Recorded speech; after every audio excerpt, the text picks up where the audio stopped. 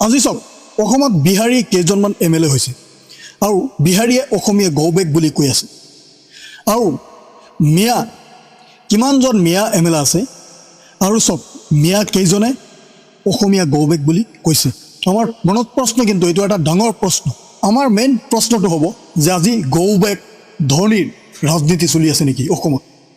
গৌবেক শব্দটো আজি ক'ত ব্যৱহাৰ হ'ব লাগে আৰু ব্যৱহাৰ হৈছে ক'ত?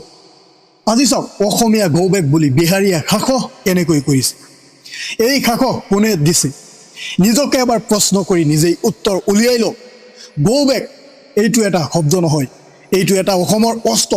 যেনে ইয়াৰ আৰম্ভ হৈছিল উজনি অসমত মিয়া গৌবেকৰ পৰা। আপোনালোকৰ স্পষ্ট মনত আছে চাগে। আজি কিছুমান অসমীয়া মানুহে মিয়া গৌবেক বুলি কৈ আছে। কিছুমানে ৰাজনৈতিক নেতাসকলৰ পৰাই উস্তনি পাই গৌবেক আৰম্ভ কৰিছিল আৰু ইয়াৰ কাৰণ হৈছে ৰাজনৈতিক ফাইদা। এই কথা সাধাৰণ ৰাইজে পাহৰি যায়, বুজিব নোৱাৰে। আৰু আন ঠাইত আজি চাওক গুৱাহাটীৰ নিচিনা ঠাইত বিহাৰী কিছুমানে অসমীয়া গৌবেক কৈ আছে। প্ৰশ্নটো আমাৰ হয় এতিয়া, আমাৰ প্ৰশ্নটো হ'ল এই দেশত কোনে কাক গৌবেক ক'ব পাৰে? আমাৰ প্ৰশ্নটো এইটো।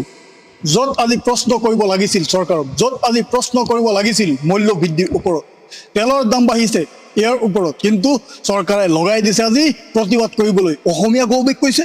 অসমীয়া গৌবেক কিয় কৈছে? আমাৰ এয়া জ্ঞান খটাবলৈ প্ৰয়োজন আছে। সাধাৰণ ৰাইজক গৌৰৱ দিবলৈ আছে একাংশ ৰাজনৈতিক নেতাসকলে। যদি আমি আজি স্পষ্টকৈ ক'বলৈ যাওঁ, যি মানুহে আন এজন ভাৰতীয়ক গৌবেক বুলি কয়, তেওঁ নিজেই সংবিধানৰ বিপৰীতে আজি থিয় দিছে। এই দেশখন কেৱল তোমাৰ বুলি নাভাবিবা, অকল এই ভাৰতখন মোৰো বুলি ভাবিব নোৱাৰোঁ। এই ভাৰতখন, এই দেশখন সকলো ভাৰতীয় মানুহৰ, এই দেশখন সকলো ভাৰতীয় মানুহৰ। অসমত এটা কঠিন ইতিহাস আছে, এয়া হৈছে বহিৰাগত সমস্যা, ভূমি সমস্যা, সংস্কৃতি ৰক্ষা, ভাষা ৰক্ষা। এইবোৰ সমস্যা হৈছে সঁচা সমস্যা আৰু গুৰুত্বপূৰ্ণ বিষয়। কিন্তু এই সমস্যাৰ সমাধান গৌবেক বুলি চিঞৰি চিঞৰি হ'ব নেকি? নহয়, কাৰণ প্ৰতিটো মিয়া বেয়া নহয় আৰু প্ৰতিটো অসমীয়াও শুদ্ধ নহয়, প্ৰতিটো বিহাৰীও বেয়া নহয়। তেতিয়া বেয়া কোন?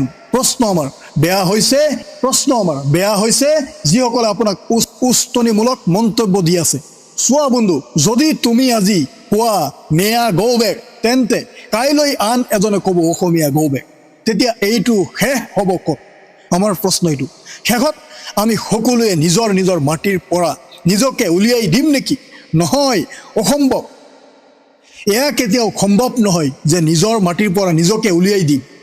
যদি আজি সমস্যা আছে মানি নলোঁ, অবৈধ অনুপ্ৰৱেশকাৰী আছে, এইটো 100% সত্য, কিন্তু আইন আছে, চৰকাৰ আছে, প্ৰক্ৰিয়া আছে। তুমি আৰু মই কিন্তু জজ নহয়। আমাৰ প্ৰশ্ন হয় এইটো, তুমি আৰু মই জজ নেকি? আমি যদি নিজে সিদ্ধান্ত লওঁ, তেন্তে জজ আজি কিয়? জজে কি কৰিব?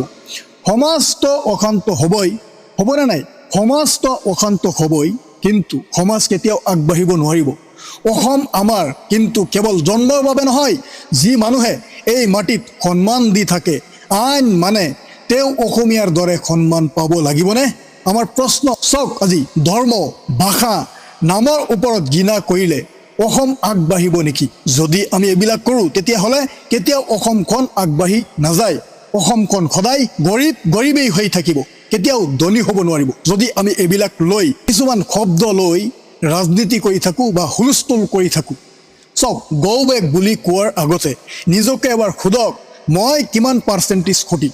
কাৰণ ঘৃণাই কেতিয়াও সমস্যা সমাধান কৰিব নোৱাৰে, ই কেৱল নতুন সমস্যা সৃষ্টি কৰিব পাৰে। অসমক বচাব লাগিব আমাৰ প্ৰত্যেক জাতি জনগোষ্ঠী। অসমক বচাব লাগিব, কিন্তু ঘৃণাৰে বচাব নোৱাৰিব।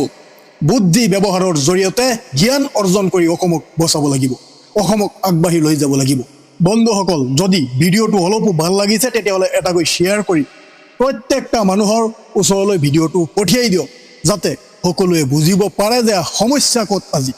যদি আপোনালোকৰ মন্তব্য আছে, তেতিয়াহ'লে কমেণ্ট বক্সৰ জৰিয়তে আপোনালোকৰ মন্তব্যখিনিও উপস্থাপন কৰক। যদি কিবা ভুল হৈছে, সেইটো আপুনি কমেণ্ট বক্সত লিখি দিয়ক, লিখিব পাৰে। আৰু এই পেজটো চাই আছে পেজটোক এটা ফ'ল' কৰি দিয়ক, চেনেলটো চাই আছে চেনেলটো ছাবস্ক্ৰাইব কৰি দিয়ক, আমাক ফ'ল' কৰি ৰাখক, ছাপোৰ্ট কৰক।